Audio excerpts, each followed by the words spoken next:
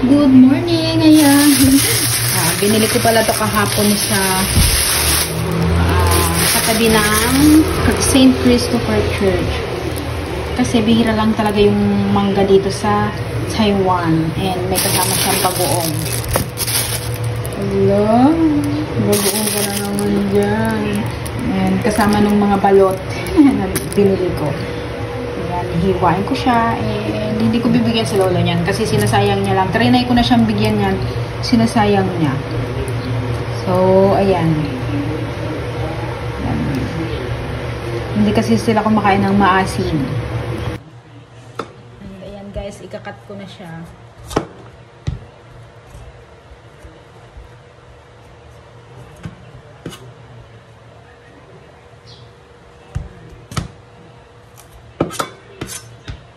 So, yung hirap na hirap ka. Ako, ano yung kamay? Yung ano pala yung natamaan. Yung buto niya. Ay, ang galing. Mahilig ako sa mangga pero hindi talaga ako marunong mag-cut ng mangga. Yung gigil na gigil ka. Ay, ano ba yan? Ganyan na nga lang.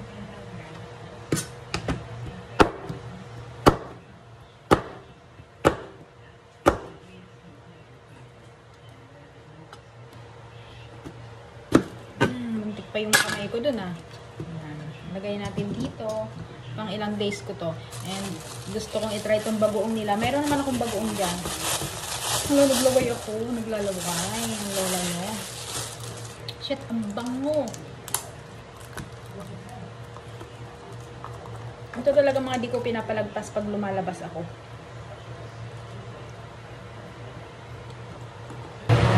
Ayan guys, babalatan ko na yung nabili kong mangga sa Songshan. sa may church. Malapit sa Wonwon Mall. Kasi nga, nandun yung stayhan ng mga Pinoy.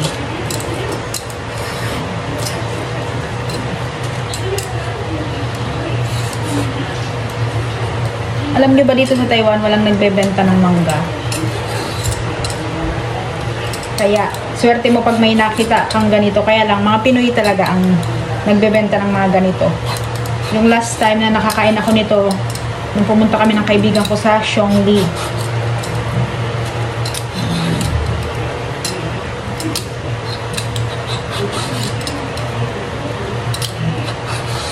Ang laki niya, grabe.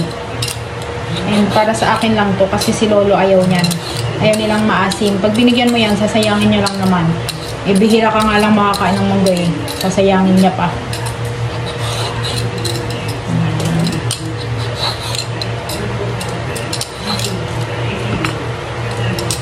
Na ano na ako, naglalaway na ako. Tingnan nyo yung itsura ko, masyadong ano, kasi pagod na pagod talaga ako sa aking day off.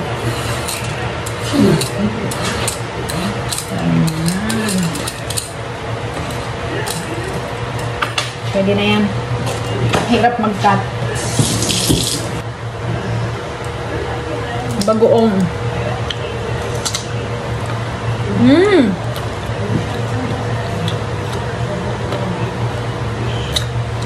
Ang crunchy.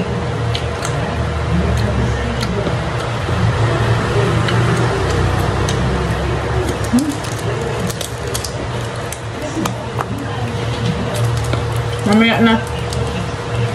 Mag-lunch muna kami.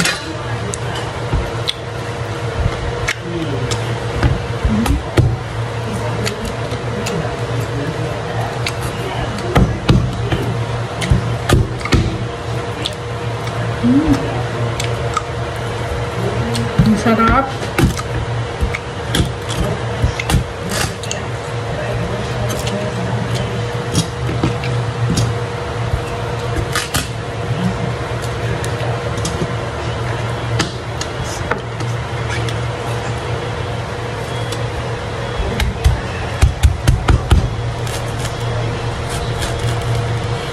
Ay, nako. Mangga na lang. Ito talaga yung pinakamahirap gawin sa lahat ng bagay. Yung pagbalat ng mangga. Kayang-kaya ko gawin yung mga ano. Pero yung pagbalat ng mangga, nako po.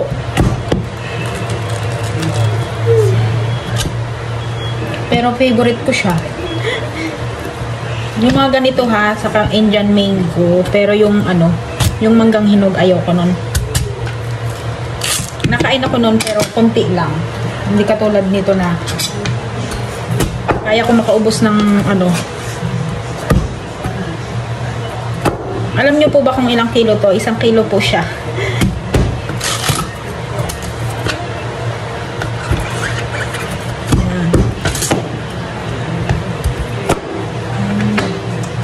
Wala. Naano talaga ako. And magmumukbang ako nito mamaya.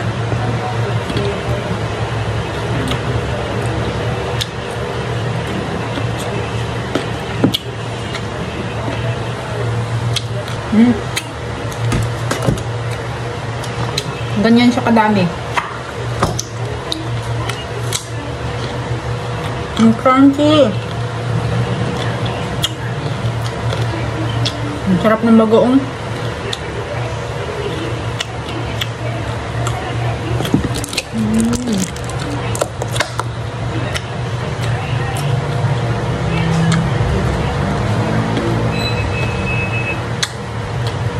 Next off ulit. Sana meron pa. Mangga. Mangga kayo dyan with, ay, tingnan mo yung buto niya. Ang laki. With bagoong. Alamang.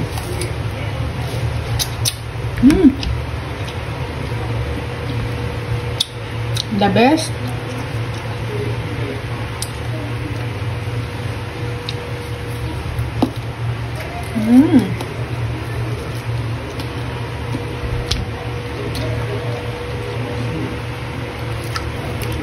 Pero mas favorite kong sausawan ng ano, mangga is toyo na may asukal at maraming sili. Hindi ako masyadong ano, fan ng bagoong pagdating sa mangga.